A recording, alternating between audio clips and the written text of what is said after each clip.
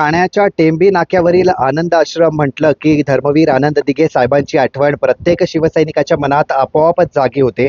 आणि आज गुरुपौर्णिमेच्या निमित्ताने महाराष्ट्राचे उपमुख्यमंत्री एकनाथ शिंदे यांनी आनंद आश्रमात जाऊन धर्मवीर आनंद दिघे साहेबांच्या प्रतिमेला पुष्पहार अर्पण करत विनम्र अभिवादन केलेलं आहे. आणि त्यानंतर हिंदू हृदय सम्राट बाळासाहेब ठाकरे यांच्या प्रतिमेलाही पुष्पहार अर्पण करून आदरांजली वाहिलेली आहे. आणि यावेळी शिवसेनेचे अनेक मंत्री, आमदार, खासदार आणि माजी लोकप्रतिनिधी, पदाधिकारी, नगरसेवक आणि हजारो शिवसैनिक मोठ्या संख्येने उपस्थित होते. आणि संपूर्ण परिसर भगव्या वातावरणाने आणि धर्मवीर आनंद दिघे साहेबांच्या नावाने उजाळून गेला होता आणि बाळासाहेब ठाकरेंच्या नावाने उजाळून गेला होता आणि घोषणांनी दुमदुमून गेला होता. गुरूंच्या विचारांचा वारसा जपत समाजासाठी कार्य करण्यासाठी प्रेरणा या दिवसातूनच मिळते, अशी भावना अनेकांची व्यक्त केली. आणि एकनाथ शिंदे साहेब हे उपस्थित होते या गुरुपौर्णिमेच्या